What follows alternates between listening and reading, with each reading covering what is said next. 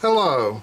So today we're going to be unboxing the Broadway Limited Paragon 4 SP484 number 4449.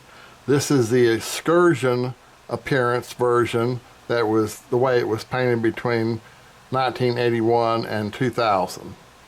It's in HO scale. It comes with a plastic wrapper on it. We'll be taking that off. We've removed the plastic and now we're going to remove the box top. Inside we have a Paragon 4 Rolling Thunder operator's manual, advertisement for upcoming models, and then you have a Pro mode and a standard DCC mode default operation for all the function keys. The foam is pretty sturdy. It's a more dense foam. And then we have the model is in a plastic clamshell. So we'll gently grab the edges of the clamshell and lift the locomotive out.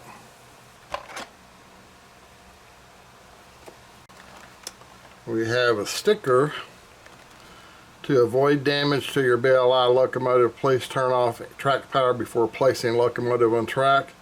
Verify all wheels are properly on the track before applying track power.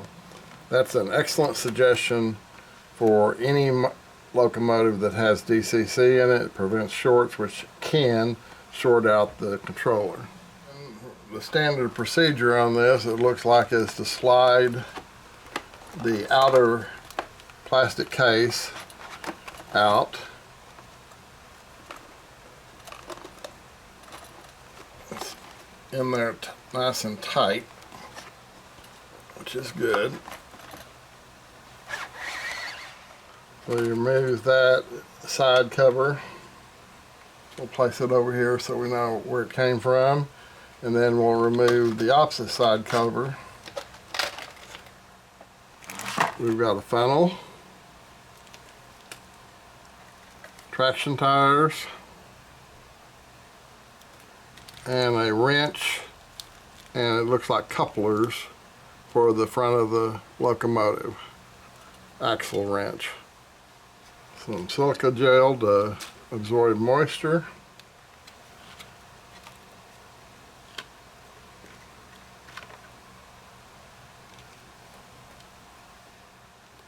And there's the locomotive. As we've noticed in our previous video, the locomotive comes mounted to a plastic tray that a person could use to display the locomotive. To do, if I remember correctly, if you lift straight up on the locomotive, then we're going to go ahead and hook the coupling up to it.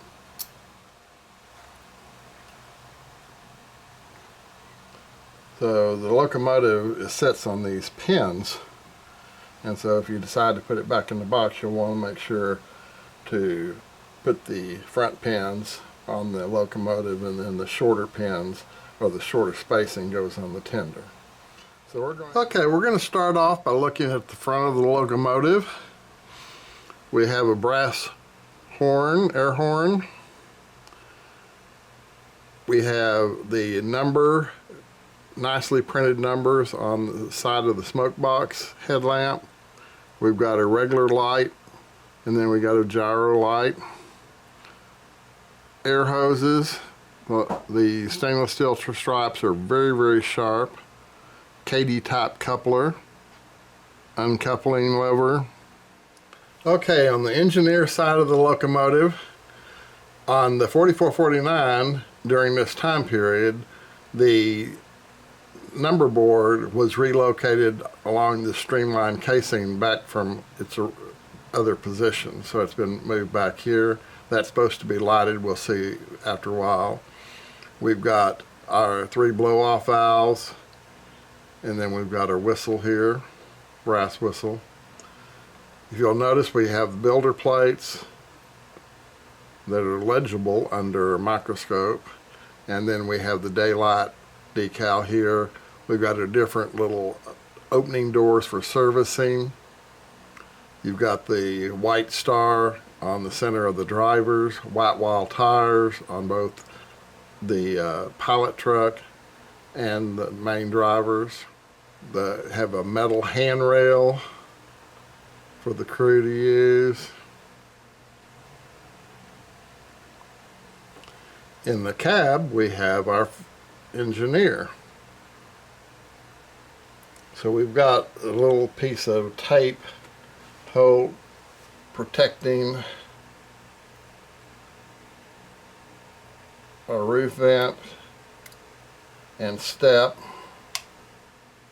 So we'll remove that. And then that comes down on the tender tread plate. In between the locomotive and the tender, there's the standard hook and ring connector that BLI uses that's sprung so it can go around tighter corners. On this particular excursion version in the 90s and up to 2000, it had the large Southern Pacific lettering, detail information here, and then we got 6 axle trucks that are picking up from all wheels, so all wheels are powered. On the back of the tender, we have 4449.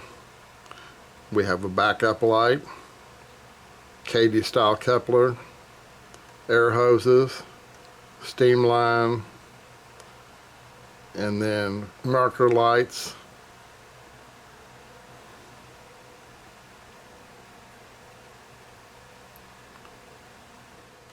The left side of the tender is pretty much the same as the right side. On the fireman's side, we can also see some handrail there. Should be able to see the tread plate in between the cab of the locomotive and the tender that's movable. You have the oil hatch to fill the oil tank, and then you've got the hatches to fill the tender with water. When you look at the fireman seated in his position, you can see the ladder, the metal handrails, the Southern Pacific type of blowdown valve, and then as we zoom out,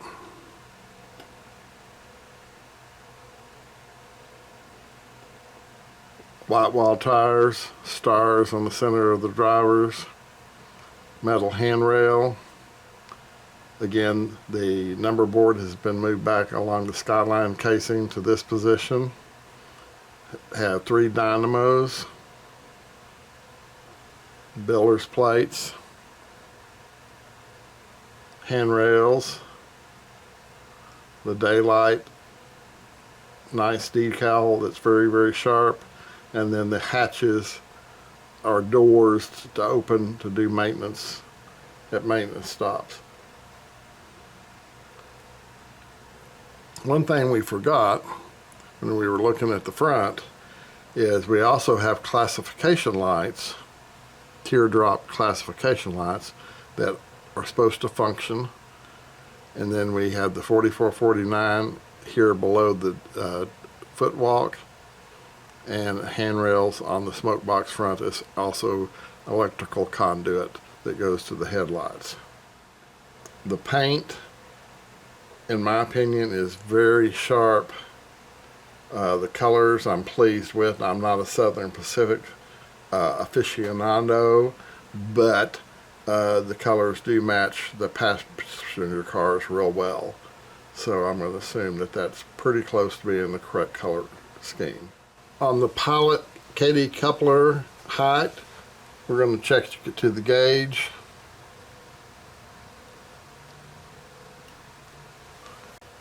It's maybe a 32nd of an inch low.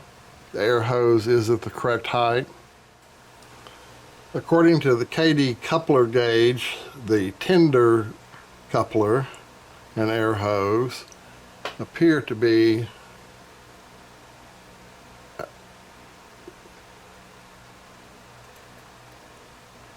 I would say virtually perfect.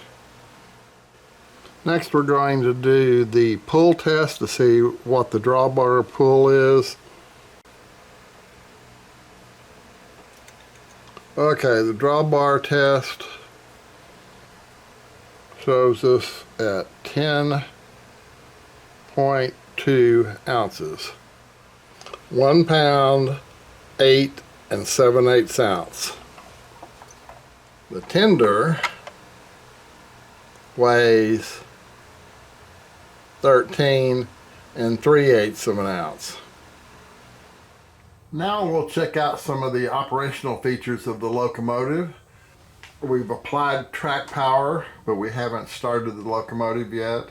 When we start it up, I think you're going to notice that the classification lights come on, the headlight comes on, also the number board on the streamline casing will activate, and I believe also the number board on the smoke box front will come on. So,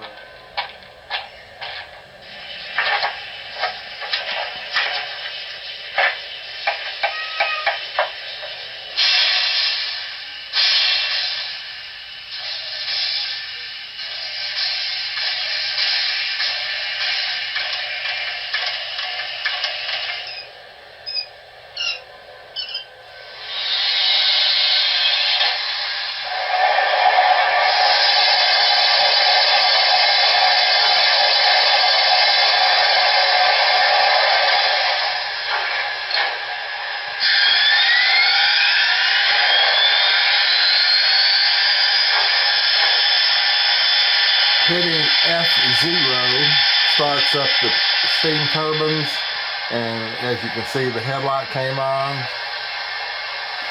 So we have the headlight, smoke box front number board, the classification light, and also the number board on the streamline casing.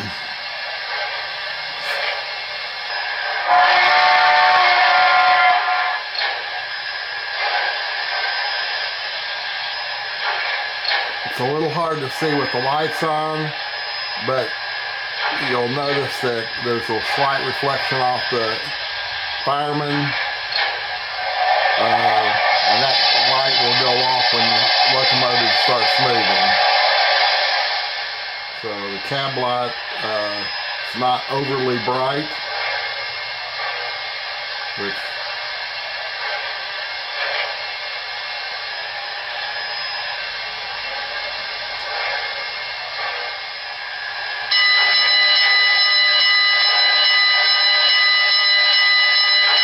that's the bell. And again, the whistle.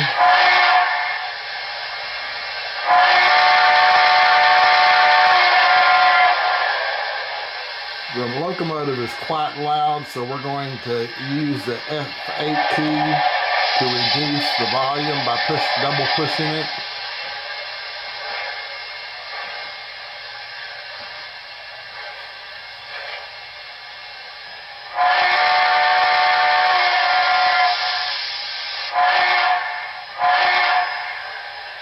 And that's with the volume about 50%. We're going to move to the back of the locomotive. As you can see, when you put it in reverse, the backup light comes on, and then we also have the two marker lights that are lit. We're going to put it back in forward.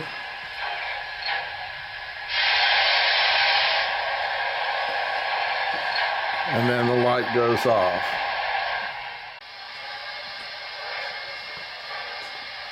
F7 starts the smoke unit.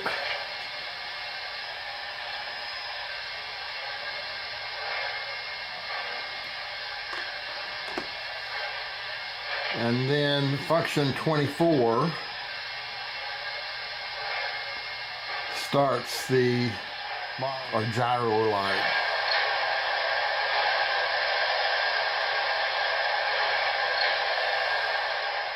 Function 22 toggles the whistle between whistle and horn.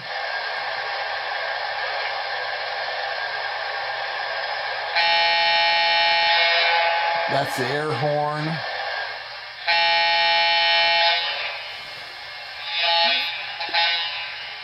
You got the brass air horn right there. So now we're going to back up the locomotive so that we can see how smoothly it runs at speed step 1, but also so we can set up the AccuTrack speed track.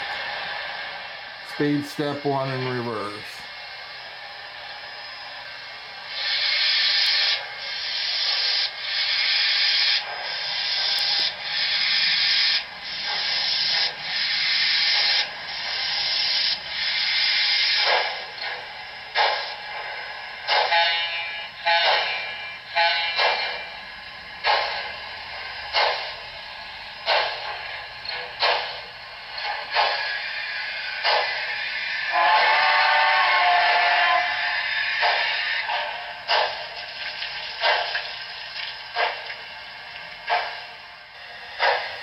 This is speed step 1 with the smoke on, and I'll show you a trick of the trade after we get the speed with the smoke on at speed step 1.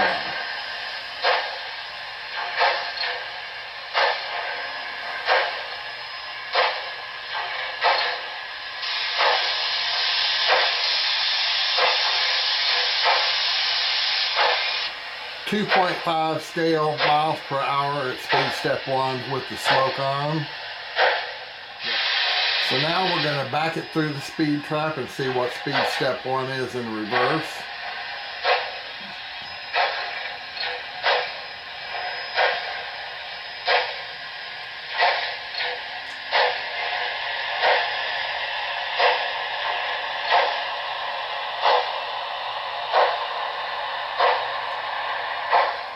.5 scale miles per hour in reverse.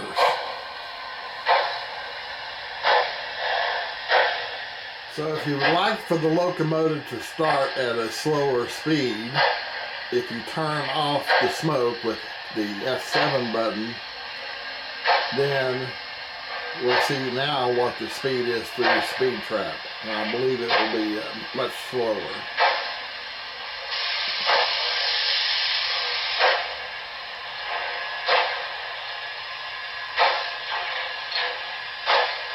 .7 scale miles per hour versus a 2.5.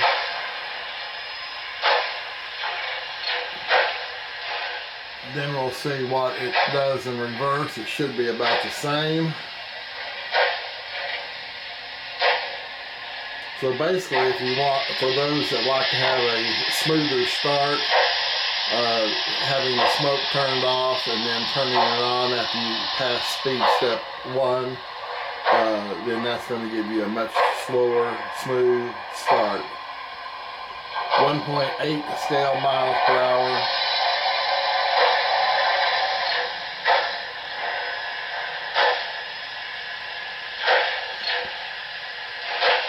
And I think you can also see that the chuffs are nicely timed with the rod positions. And then of course if we turn the smoke back on, you'll see that we start speeding up.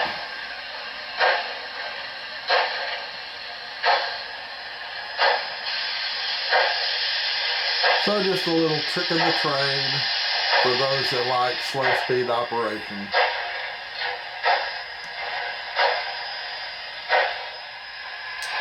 Okay, so now we're going to check some speeds of the train pulling some passenger cars.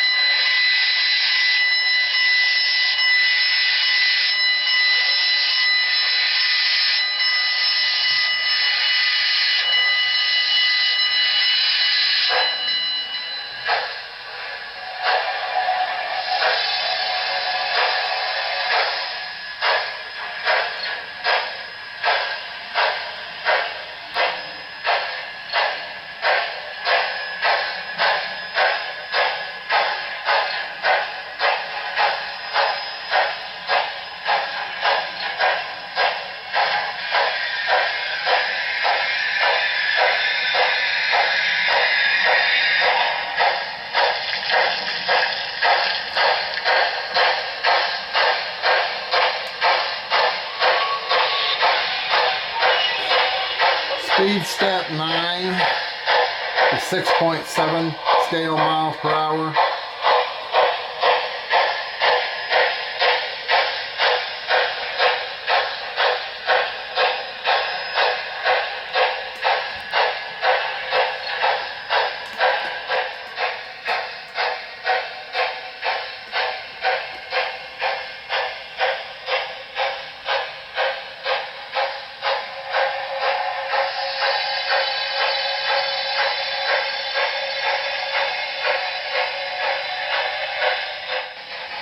Okay, now we're running the locomotive at speed step 35 of 128, and we'll see what it checks out as it comes through the speed trap. Right now it's going to the high level, past the station.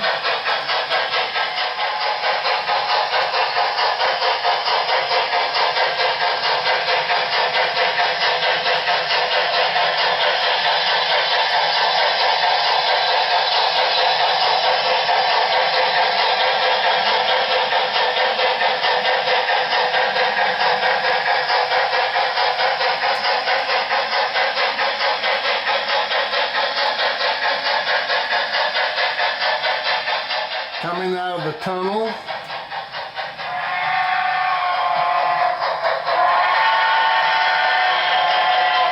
speed step 35 of 128.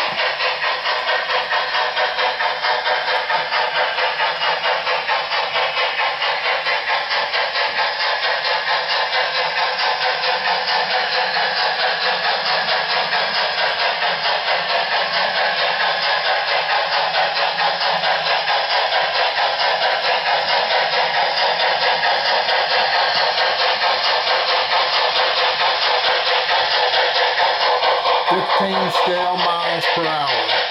Now we're going to speed it up to 65.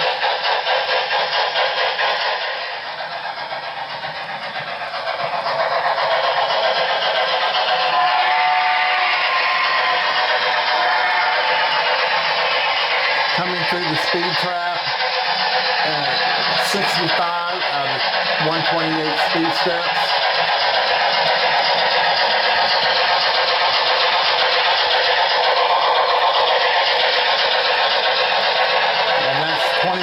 Scale miles per hour. So now we're going to run it up to 128.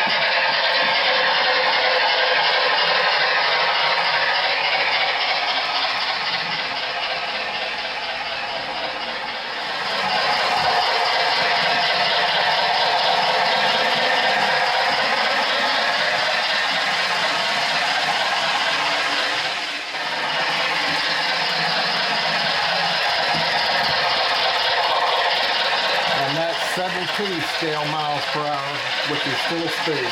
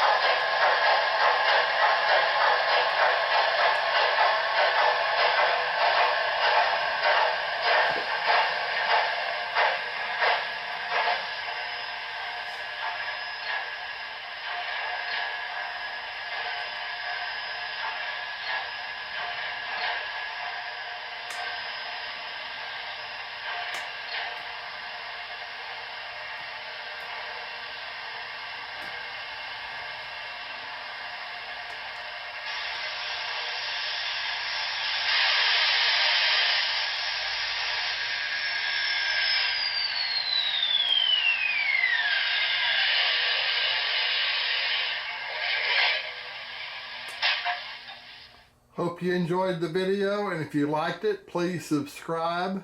Thank you.